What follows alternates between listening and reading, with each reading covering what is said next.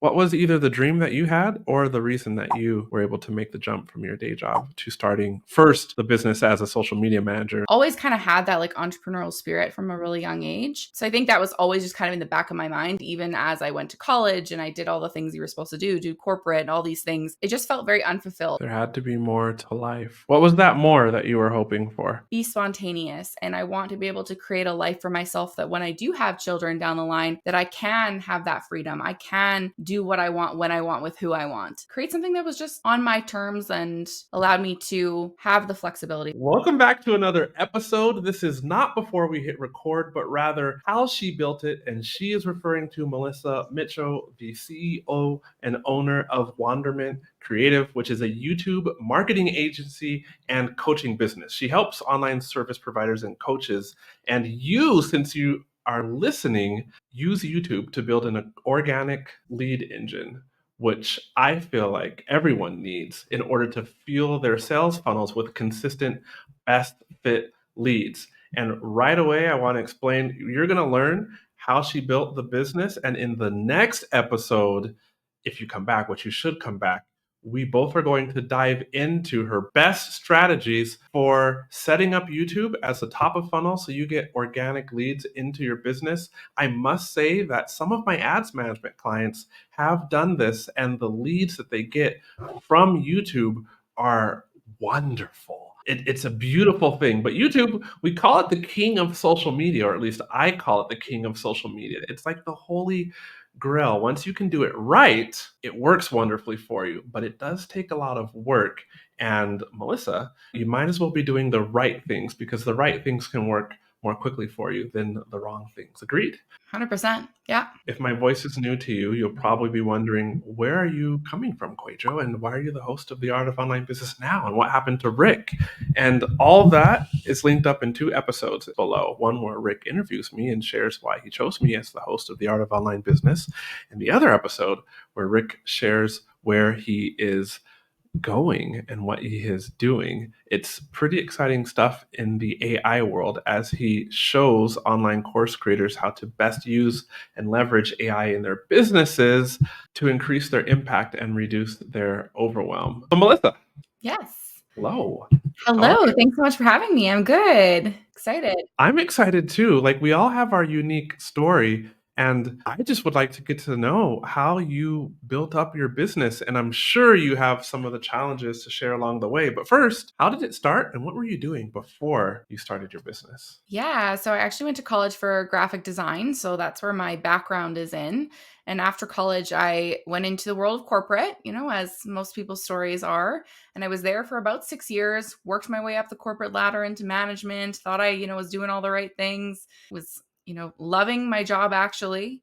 And I just started to dislike the office politics that was happening in corporate. And, the tale as old as time of, not getting paid for your efforts, piling more onto your plate without the paycheck, all of those things that you've probably heard before. That was my story. And so at the time I was like, you know what, I can do graphic design. Social media was just starting to kind of erupt. It wasn't quite what it is today, but it was starting to become a thing where people were becoming social media managers and that kind of world was starting to evolve. And so I thought, you know what, let's just take the skills I have and try to do this thing on my own. And so I quit my job pretty cold turkey, actually, which is something I wouldn't recommend necessarily doing. we can dive into that very, very quickly. Yeah. And started doing branding, websites, social media a little bit. On building my business, and slowly realized after about a year that I did not like managing social media accounts for people. It just was not my thing. And so I was like, okay, well, I've quit my job cold turkey. Like, what do I do? The struggle of figuring out where you kind of fit into the online world. And that was when video started kind of really taking off. And so I thought, what is this YouTube thing? Like, what if I tried to use YouTube to bring in more branding clients and more social media clients? And so that's what I did. I started got a mentor, started doing YouTube, posted the first couple videos that are absolutely horrible if you go back and watch them. And it started to work. I started to bring in clients organically, and I sold out my social media services from my YouTube leads alone with zero ad spend, nothing. Wasn't really even like that crazy active on my social media accounts myself. So I thought, man, this is like the golden ticket. I can post YouTube videos that are going to work for me, bring in leads. And at the time, I still wasn't even 100% sure what I was doing. I was just kind of fumbling around. And so that's kind of when I pivoted and really went all in on YouTube and hired a bunch of mentors and really went into it. And that was about 3.5-ish years ago. And from then, I've built my entire business around YouTube and are now teaching and doing it for other people as well. Wow. Okay, I'm going to ask you more about how you started. But first, for the listener, can you we're going to talk about this in the next episode, but can you give like 2 or 3 things, mistakes that you made when you said you in the beginning in your business, you didn't know what you were doing, you're kind of just messing around? Like what did you mean by that as far as YouTube was concerned? Yeah, I think the biggest things were, everyone talks about keywords on YouTube, right? And I'm still a big preacher of using the right keywords, but I definitely didn't pick the right topics. And that's something I think people don't talk about a lot is they concentrate a lot on keywords, but they don't talk about the topic. And so sometimes my topics were a little bit all over the place, meaning that I was talking about branding and then I was talking about sales funnels and then I was talking about this, where I think at the beginning, YouTube was a little bit confused about what my audience or who I was trying to reach. And so that meant that I wasn't getting as many strategic leads as I wanted. So that's like one of the big first mistakes I made. And then the second one was not really having a strategy in terms of the system I used to do YouTube. And so it felt very overwhelming. Every week I was like, oh my gosh, now I have to sit down and create this whole new video. And it felt like I was constantly chasing my own tail of trying to figure out how to get this YouTube video up. And so that's like a big thing in my courses now. And what I do is really teaching you the system to make YouTube easy so that you have a workflow that you can follow, you can batch content. And so it becomes this thing that kind of just works for you without you feeling like you have to constantly chase your tail. So those are probably the two biggest mistakes I made at the beginning. Okay. All right. No, I can relate to those because I did start a YouTube channel, and unless you get the right teaching or you're following somebody's framework, it is difficult. There's plenty of mistakes to be made, and like I fumbled in the beginning too. I'm referring to my previous business. My current YouTube channel is super small. Like I want it to go quicker, which is why I'm looking forward to asking you some things in the next episode. So I'm like super curious. It sounds like you started maybe a little earlier. What, about 2015? I started YouTube, when was it? I think it was end of 2017, 2018-ish. All right, cool. So I pivoted pretty quickly, yeah, from like getting all those leads and then being like, this is the thing. And I just like pivoted right away. So hasn't been a crazy long time, but great amount of success in a short period of time. Okay. How long do you feel like it took you to get momentum from your YouTube channel? It's a great question. I think that I always say the first 50 videos on your channel are kind of a testing ground if you've never posted before, because you're figuring out like what your sweet spot is. You're figuring out how to feel more confident on camera and like all the little things, right? What YouTube is sending you, all those things. So the first 50 videos, that's about, if you do a video per week, right? That's about a year's worth of content. And so you can do it in shorter amount of time for sure. But I always say like that first year is like, if you can put that in your mind of like, this is a long-term play and I'm going to concentrate on this for a year, then that's pretty safe bet that you're going to do well. If you think about YouTube and like, oh, I hope this works for me in a month, you're probably going to be disappointed because it's just not how YouTube works, right? Not to say you can't get results faster than a year. You definitely can. I have clients that do, but I like to put people in that mindset because it's going to make it easier for you if you think about it that way. All right. And so the next question I'm going to ask then is, and in the next episode, we can talk about like specifically what you're doing now, but for sure, because you've helped so many people grow their YouTube channels in relation to their business as lead sources for their business, like that comes from what you've learned along your journey. What I'm really interested in is what are some of the things that you did at the very beginning of your journey regarding, did you have a podcast in the beginning and did you put that on your YouTube channel, or did you just go for, let's say, ranking videos in search and using keywords? We're talking like first year, before you had it all figured out. Yeah. So I didn't have a podcast at first. I just concentrated on just the YouTube channel itself and a lot on keywords. I had taken a bunch of trainings from people and it was keywords. And so that's what I concentrated on. And it did work. Like it worked well. I sold out my one-on-one clients. It was great.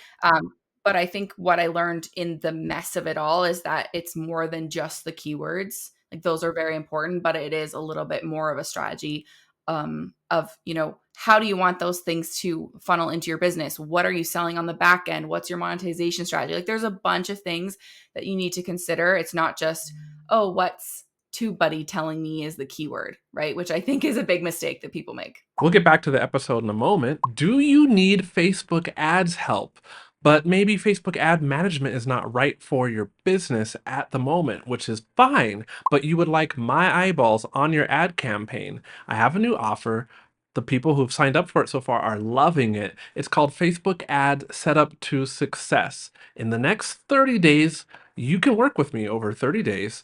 We will together set up your ad campaigns and get them running successfully the right way, the exact way that I do for my clients. That means you get 3 calls with me over the period of 30 days. And in between each of those calls, you get unlimited access to me, like Voxer, Slack. That means I'll show you how to set up the ad campaign, all the things you should consider. We'll also go in and look at your funnel, and I'll make recommendations to improve your funnel. And then in between each call, you get coaching from me still, because you can record your screen, send me a message, say, hey, QUÄY.jo, what about this? Like, what would you do here in this ad, And I'll respond to you that very same day. It's unlimited support from me and 3 calls from me. It's called Facebook Ad Setup to Success. And if you want my help, one-on-one coaching to run your ads, then click on the link in the description below, or go to, you can see it on the bottom of the screen, theartofonlinebusiness.com/call. Theartofonlinebusiness.com/call.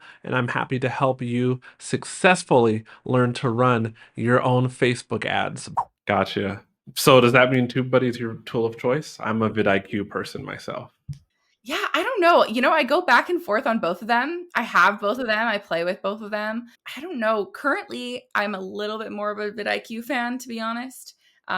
Just because I think their AI tools are a lot better than TubeBuddies.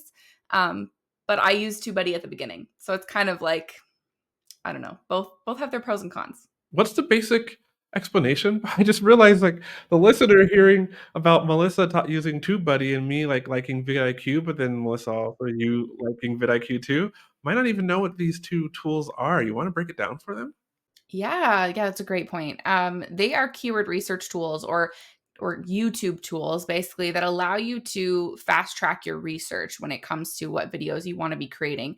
And so they have different components in both of them. They both have keyword tools, meaning that you can upload them. It's a Chrome extension usually, and put in some keywords, and it'll tell you the search volume for that keyword, meaning how many people are actually searching for that on a regular basis.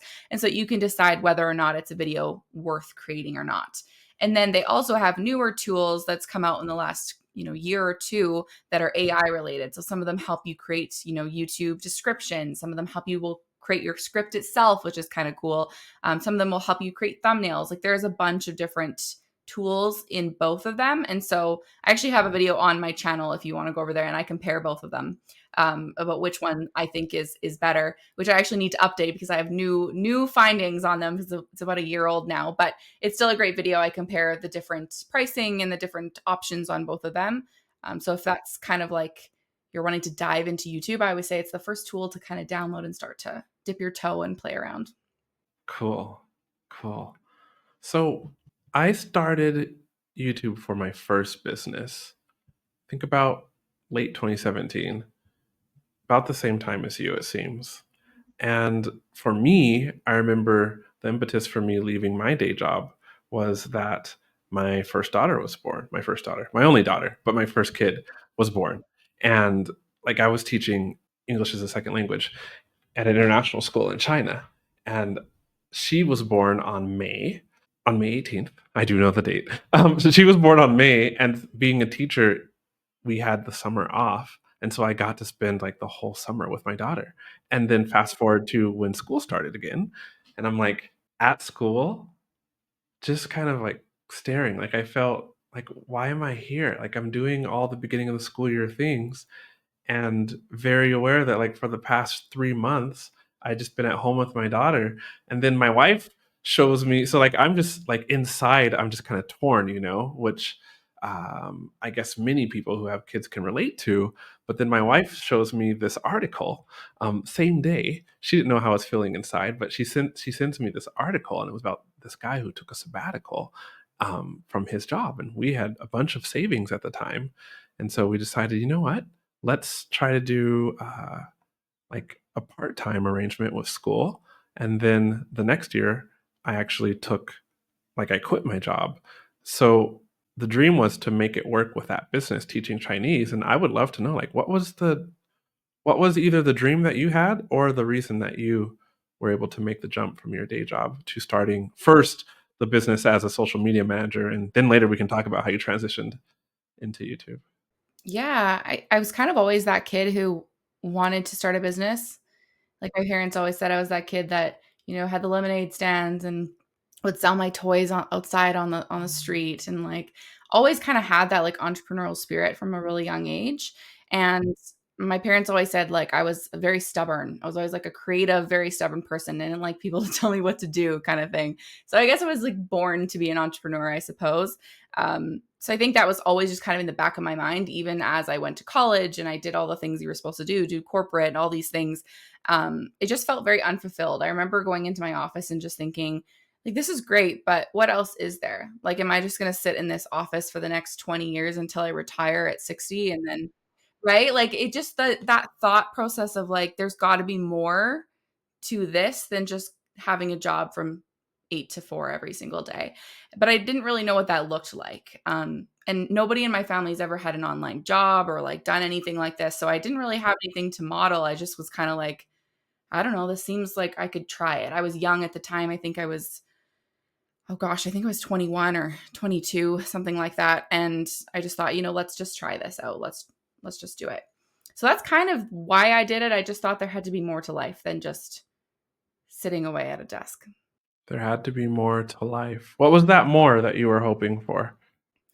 I just wanted to be able to, I'm a big traveler. Have gone all over the world and still many more places to travel. So I thought, I don't want to ask someone's permission to have to be able to take 6 weeks off. I want to be able to be spontaneous, and I want to be able to create a life for myself that when I do have children down the line, that I can have that freedom. I can do what I want when I want with who I want. And so that's kind of what drove me, is to just create a better life for myself and for my family, and just create something that was just on my terms and allowed me to have the flexibility that I wanted. Okay, all right. But you were a creative. Well, you are a creative, but in corporate life, like you were a creative. So how you was a creative. I was that creative. But how did you transition though? Because at least the stereotypical creative going from corporate, those don't seem to be two skill sets, or I guess, yeah, skill sets that would translate easily into getting a bunch of clients, first with social media management and then eventually to YouTube. So how did you pull it off, so to speak, that transition? Yeah, what's so funny is I remember, because I worked my way up corporate into a sales and marketing manager. So I was like pretty up into the corporation after 6 years, and I was pretty proud of myself. I was like 22, sales marketing manager. Like, I thought I was like hit the big time. But I thought I was pretty cocky. I thought like, oh well, I know how to sell. I'm a sales manager. I know how to market. Like, I thought it was going to be easy peasy. And so I laugh now looking back thinking, "Oh, I quit cold turkey thinking that things would just, like, fall in my lap." And it did not work out like that at all, right? So I had to teach myself all of these skills, and it's still a continual learning process as the online world changes, of how to sell, how to market, how to do all these things, because you're right, corporate does not necessarily transfer, especially in online. So I had to, like, reteach myself a lot of things. I would say 90% of things. Whoa. Whoa. Okay. All right. Now that's making sense. Okay, because a sales manager is going to be different skills than just somebody who's purely in the creative department at that point.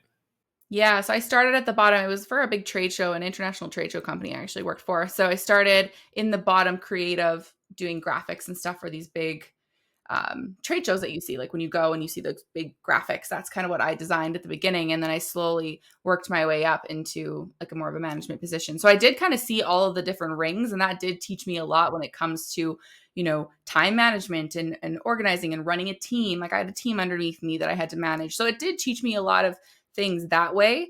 But on like the sales and marketing side specifically, it's so different in that kind of corporate relationship type world versus, hey, now you have to set up a sales funnel and you have cold traffic coming in, and you know, all the things that we learn online. It's completely different. Like they did not do any of those things. I did nothing like that when I was in my job. So, you know, there's some transferable skills, but a lot of it had to be learned. I understand.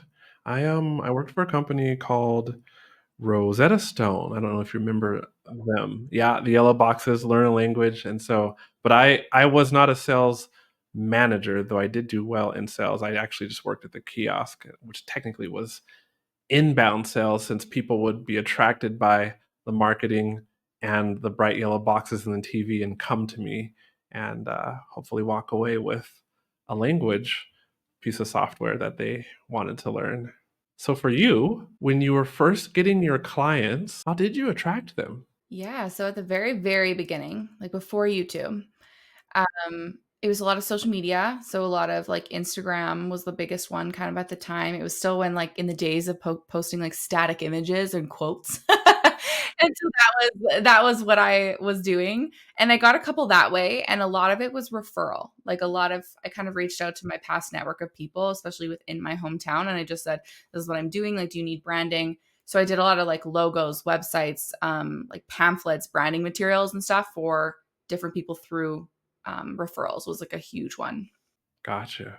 So when you are talking about Instagram, were you in the DMs, like selling that way and to discovery calls, or like I'm curious in the nitty gritty, how did that work out? Yeah, I started taking some social media training, especially on Instagram, because I did want that. Like I saw all these people like selling through social media, and I was like, okay, this is cool. Like I gotta learn more about this. And so I did take some training. I was doing some DM messaging.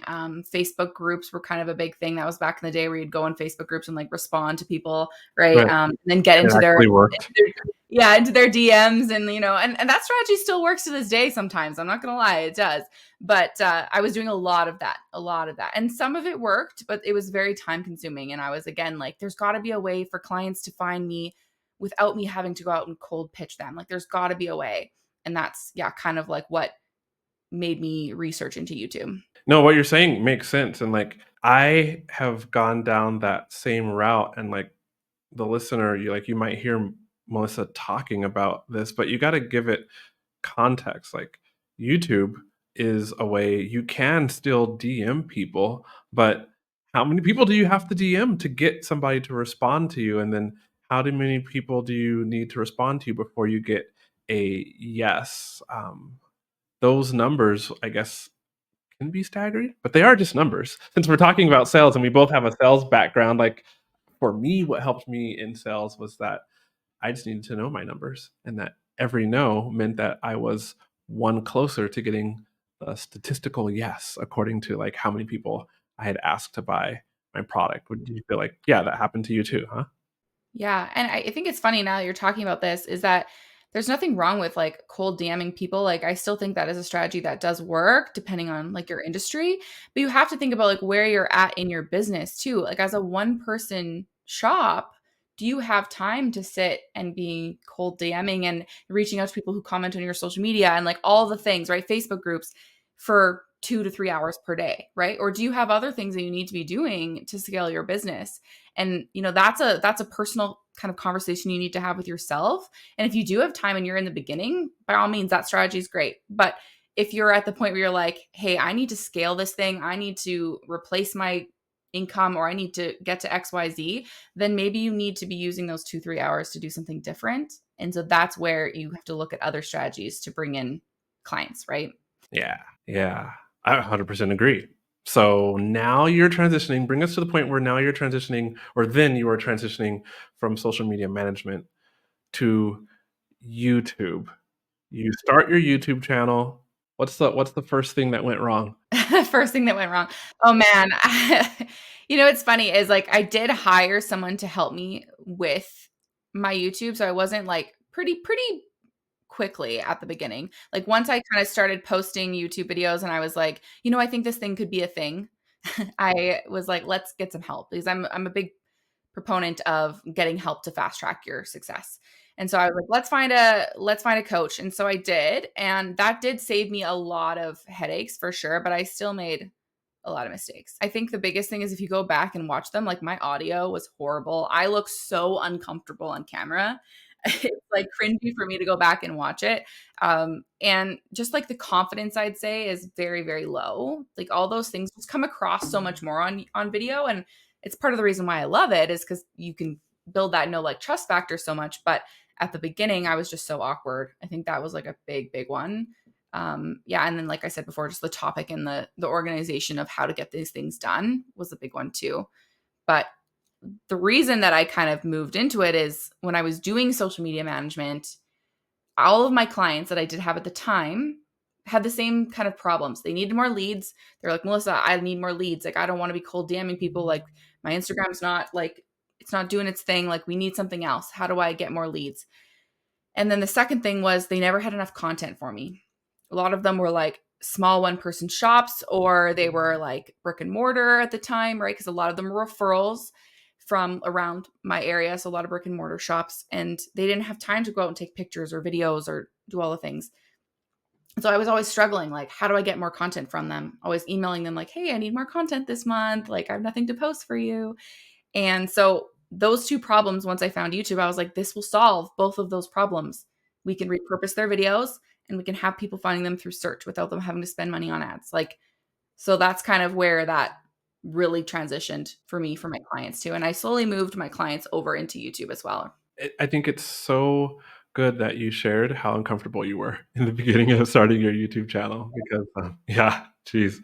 Me too, by the way. Like my first YouTube videos, I had so many cuts, like so many retakes. I was at just probably around 30 in like an 8-minute video. It was bad. And so when you look at my edit, I'm not blinking because I messed up so many times and cut so many times that like most of the blinking was taking out. And so I just look scary. Like I'm staring down the camera and it's just unnatural, you know? But that's the journey, right? Yeah. You look at anybody successful on YouTube and you go back to like their first couple videos, they're going to be bad. Like they're just going to be. And so it's so funny when I hear people like, well, I don't want to be uncomfortable on camera or I'm nervous on camera. And I'm like, that's the name of the game. Like there are things you can do to make yourself feel more comfortable for sure. And I will teach you that. But at the end of the day, like it's like going to the gym for the first time, right? And I know that analogy is kind of like old, but the first time you walk to the gym and you look at all the machines, you're like, whoa, what do I do? Right. And then you slowly build your muscles day by day. It's the same thing with YouTube. The first time you create a video, it's going to feel uncomfortable. And so you got to do the reps until it feels better. Of course. I mean, the person listening, like, they get that for sure. For sure, they get that. Like, we're business owners. Like, successful business owners means we've gone through plenty of new things that were uncomfortable at the beginning because that's what we signed up for. Like we solve issues, we get comfortable with the uncomfortable. But YouTube, it just has a way of exposing your soul in the beginning, and it takes a unique skill set. So, what do you tell somebody who has an online business who is used to, let's say, getting paid ads through Facebook or getting organic paid leads through Facebook ads or getting organic leads through, let's say, Pinterest or Instagram, and they're looking at YouTube, but they're obviously quite conscious since they've done their research that on YouTube you do need to be on video and you do need to be able to talk like a little more at length than the short form content that we're also used to just posting our 30-second reel. What do you tell them to encourage them to start knowing that it's good, it's really good after you jump over like the initial hurdles of starting a YouTube channel? Yeah, I love this question because we do live in a world of the 60-second video, right?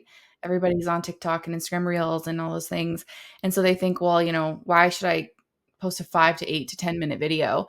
But one is the amount of time that it takes for a lead to become warm or hot, right, to sell them, it takes a long time. But if you can get someone to sit and watch 5 to 8 to 10 minutes of your content, that cycle has shrunk dramatically because they have now consumed so much more. Like, think about how many 60-second videos they'd have to watch in relation to one YouTube video. And if you're creating content that they actually are looking for and solving their problems or their pains, then that cycle of trust has just been shrunken, and the likelihood of them becoming a lead or a sale has now skyrocketed. So your sales cycle is shrinking dramatically, number one.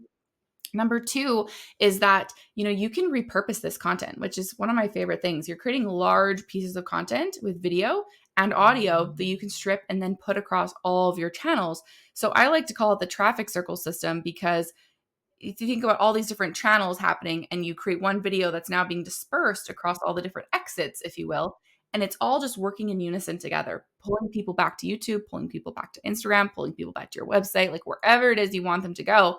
But you're not creating millions of pieces of content. You're creating one piece of content every single week, and that's it. So you're actually saving so much time by doing this, increasing your sales cycle, or decreasing your sales cycle, I should say. And then the third big one for people who are running ads, and ads are great. Ads are a great way to scale your business. I mean, this. This is Right, everything yeah. you do. I'm a big ad manager. Yeah, and ads are amazing, right? When you're at that point in your business where you're ready to plug in ads, like, get ready to scale, right? Because now you're just amplifying what you were already doing. And what's cool about YouTube, again, is that you have this bank of videos that you can pull from for ads. You can repurpose them. And there's so many times for clients where I've repurposed videos and there's like the perfect 60-second chunk that we can use for ads, or we can run ads to a YouTube video that's now set up for sales, right? It's its own mini sales funnel. So there's so many options when you plug in long form videos that will just help accelerate your ads, because you have a bank of content to pull from. And we all know that video view ads is, the cheapest way to run ads. So why not utilize it?